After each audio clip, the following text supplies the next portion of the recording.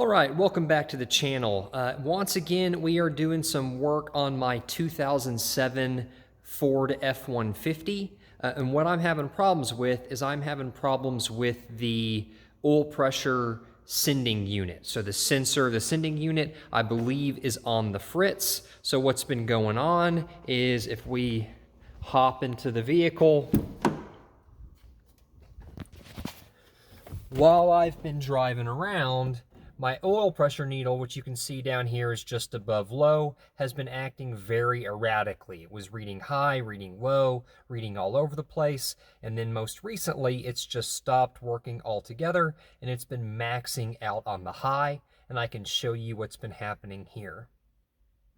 So I am sitting here idling at about 800 RPM, and as you can tell over here in the bottom right, my oil pressure gauge is pegged all the way out to the max. And I know that my 17-year-old oil pump, there's no way it's putting out that kind of pressure at only 800 RPM. So I suspect I probably have a oil pressure sensor sending unit issue. So either that unit is grounded out somewhere or it has full continuity. I'm not entirely sure how that sensor works, but it does not appear to be working properly. So, of course, the first thing I did when I started noticing the issue is I have checked the oil level and everything is good. It is right where it needs to be on the dipstick. I do not think the oil pump itself would act wild like this. So to me, it really does seem like an electrical issue, and it's also the easiest solution to troubleshoot. So it's going to be where I'm starting. So what I'm going to do is I'm going to change out the oil pressure sending unit. But while I am doing that, just because I would prefer to have some more information other than just low or high, is I'm going to install an additional mechanical oil pressure gauge that I can actually read some sort of PSI, and I'd like to install that somewhere in the cab. So this, I'm going to be doing it. This is kind of that 2004 to 2008 F-150, so if you have one of those, it'll be very similar. But this is essentially the exact same process for a ton of vehicles. In fact, this is the oil pressure sending unit that I'm going to be using. I can't remember, I bought two. There's a short one and a long one here. So we have part number, let's see, PS386, and this one appears to be, this is the long one, so I don't think I'm going to use that one. What I do think I'm going to use is I'm going to use PS427, and this is the exact same thing, it's just a little bit shorter. So that will be a little bit better for fitment under the vehicle. But these two oil pressure sending units are essentially the oil pressure sending units for any 2000 all the way up to 2015 Ford. So if you have any vehicle that's in that 15-year period, this will essentially work. But I'll go ahead and list up a list of vehicles that will be covered by this pressure sending unit. So let's talk about where it is on the Ford F-150, and this is going to be true for a lot of vehicles where Ford likes to put their sending units, get on my creeper here, is they put them either in the oil pump housing, which is where your oil filter is, or they put them very near the oil pump housing. So here is my oil pump housing, which also has my oil filter, and then you can see all the way up here, if I can get right where my finger's pointing, there is the oil pressure sending unit. So that is where I'm going to tie in. Now, maybe a little bit more specific to that 2004 to 2008 F-150 is where I'm going to put that mechanical gauge in the vehicle. So once again, if we climb inside, you can see right here to the right of the steering wheel, we have this change holder for going through toll roads. Well, everyone probably knows that you don't actually put change in toll roads anymore, so this serves absolutely no purpose, and it just so happens to be almost the perfect diameter to fit a 2-inch mechanical oil pressure gauge. So what I'm going to do is I'm going to pull this kind of surround off from around the radio. I'll probably pull the radio out, and then that'll give me access to behind there. I'll try and remove that, and that'll be a great place to mount my oil pressure gauge. That'll look kind of nice and clean and maybe a little bit factory. Because I'm going to be pulling apart the dash to install that oil pressure gauge, I'm going to take advantage of the situation to also upgrade the stereo. So that is the bone stock original stereo, and I'm going to upgrade it. I'm going to try and release that as a separate video, but if you see some other weird stuff going on in the background, that's because I'm doing these two jobs at the same time. All right, let's get this surround taken off. If you don't have one, you can get these body panel kits off of Amazon for next to nothing. I think this was less than $10 to get these kind of plastic prying tools that'll help save us from messing up our plastic surround. Okay, that side came off easy.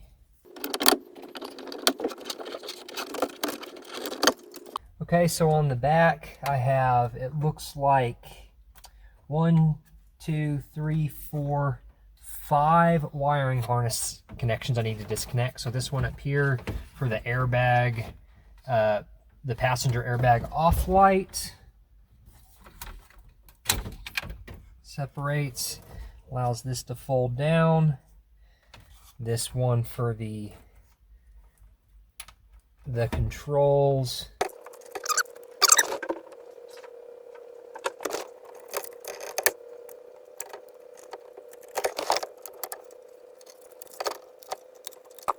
Okay, now that's completely out of the way. I have, this one is kind of a specialty connection that was kind of bizarre. I had never seen that before, but this thing, it has this gray piece levers forward to release it. When you install it back in, it'll lever down to lock it back in. There we go. We have all of this disconnected and out of the way. Okay, you especially don't have to do this because I have it on video, but I still think it's a good practice. I go ahead and label everything. So we had our airbag light, we have an HVAC control, we have another HVAC control right here, we have the power going to the cigarette lighter, and then this was just a blank. This is a nothing. It just plugged in to the back. Here we have these two tie-ins to the left and right of the cigarette lighter, which is in the middle. Those are obviously some add-ons that I do not have because I have no outlets on the other side. But, so you know kind of where to pry when you're taking the surround off. It looks like this thing is held in by 8 clips.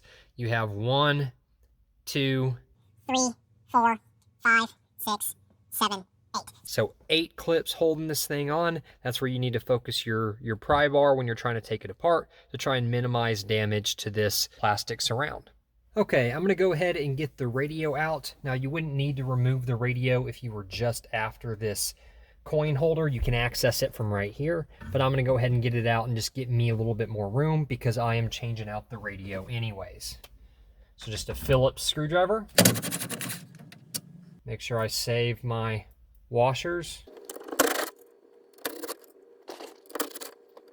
Now the whole thing should slide out.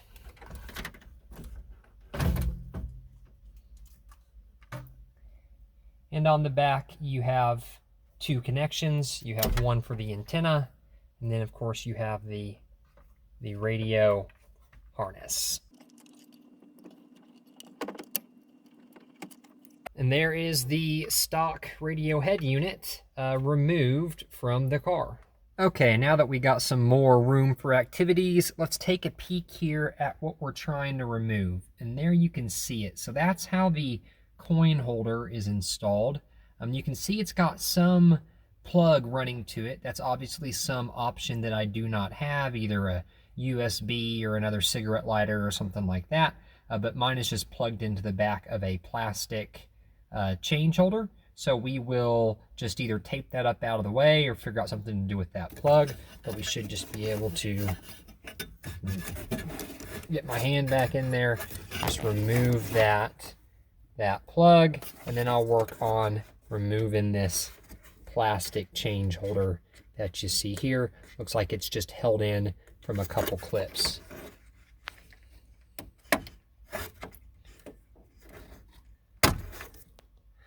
That was easy enough. All right, so I got myself a drain pan sitting here.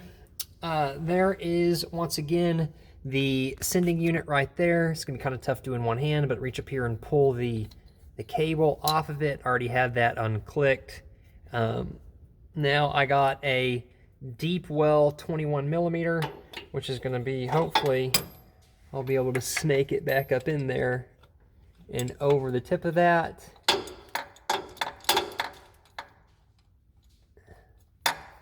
Okay, so I got my socket installed, and we're going to go ahead and pull this pressure sending unit. Maybe instead of a extension, we'll use a wiggle joint.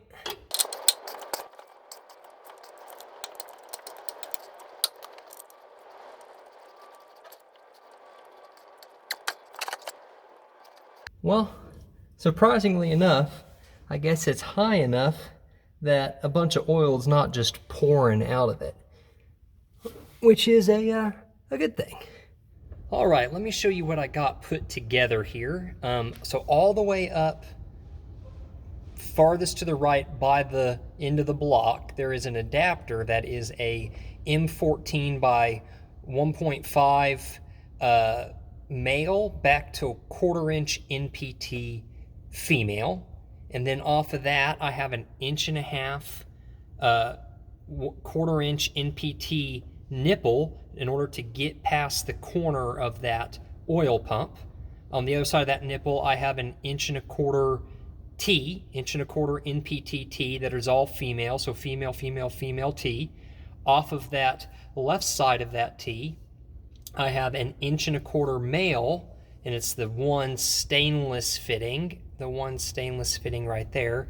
There, a little bit better view. It's an 1.25 inch NPT male by M14 by 1.5 female, where I have threaded in that shorter oil pressure sending unit into that. Now off the other side of this T, we have the adapters for my copper line to run to my mechanical oil pressure gauge. So let's kind of snake it back out so you can see. I'm really happy with how that turned out, if you'll focus. Really happy with how that turned out. So it's all tucked away up nice and high above that oil pumps to kind of protect it from any road debris or rocks that might kind of get slung up off the road. So it's nice and tight and out of the way. And now my oil pressure line, I'll have to figure out how to run, but that should be a great little adjustment or a great little modification in order to see my oil pressure on a mechanical gauge in the cab.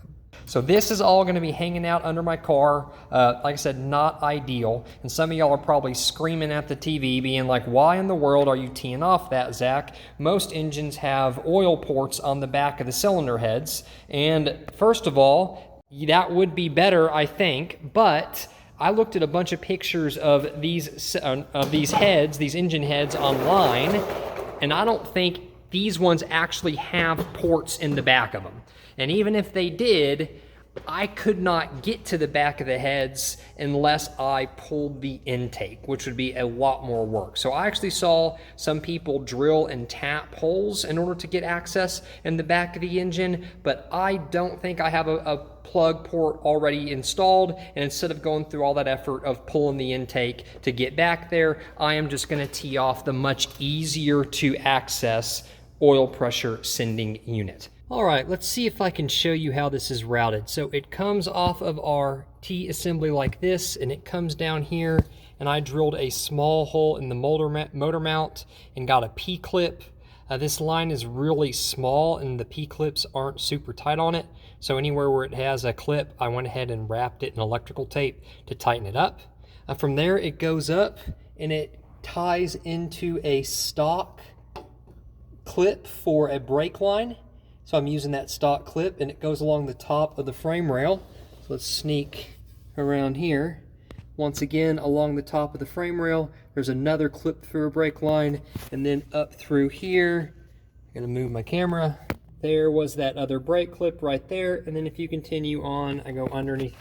It doesn't go under the exhaust, but it ties in right there, and that is, I can get some light on it. That is where it goes through the firewall. Come on, focus. And that is where it goes through the firewall. So that's just an extra rubber grommet on it. The first one I put on was too small, so I just shoved it back out of the way, and then there's another grommet right where it actually passes through the firewall. So let's look at it from above.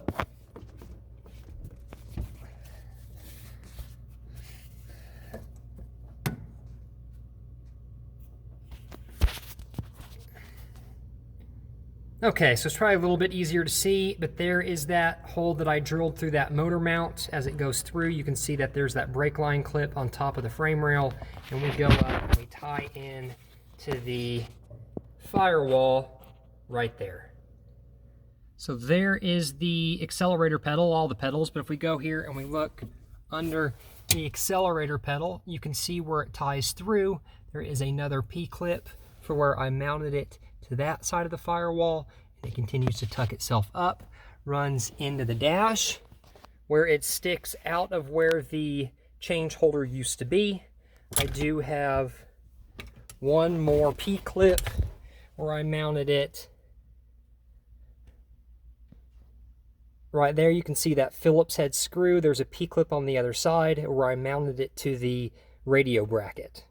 All right, so this worked out absolutely great. There was still some stuff in there for the clips on the change holder to kind of clip into on the side, but this hole wasn't quite 2 inches, but it was almost. In fact, it was just a little bit smaller than 1 3/4 inches. So what worked out nice is I got my hole saw here, and this is actually 2 hole saws. I put an 1 3/4 inch hole saw inside of a 2-inch hole saw, and that 1 3/4 inch hole saw kind of centered it up a little bit. It didn't come out perfectly centered, as you can see, but then that 2-inch hole saw widened it out to 2 inches.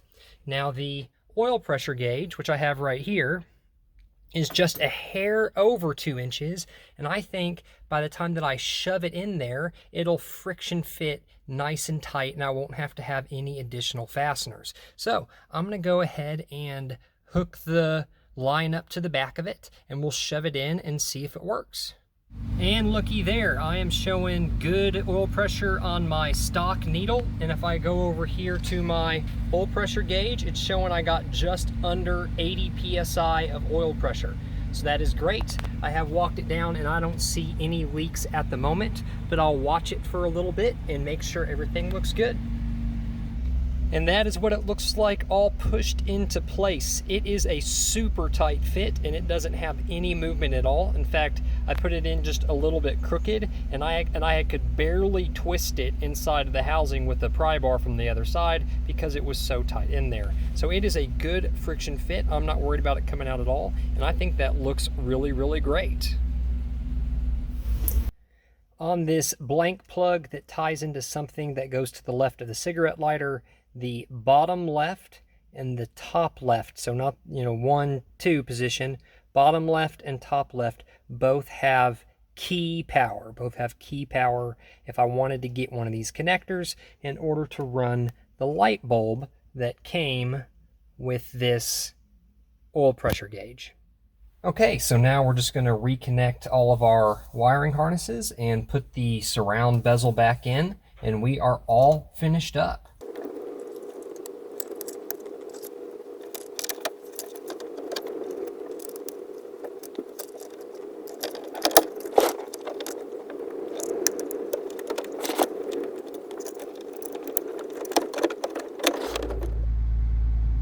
And here is what it looks like all buttoned up with the dash all put back together, except your radio is probably the same radio that you started out with. So this is kind of how it all ties back together. It looks stock over here, and then we have this nice mechanical oil pressure gauge, and again we retained the functionality of the electric sensor, and I have no problem with it reading weird pressures anymore. So that's going to do it for this video. I think you liked it. I think this is a really great project upgrade or a vehicle upgrade. So if you want to do something like this, I highly encourage it.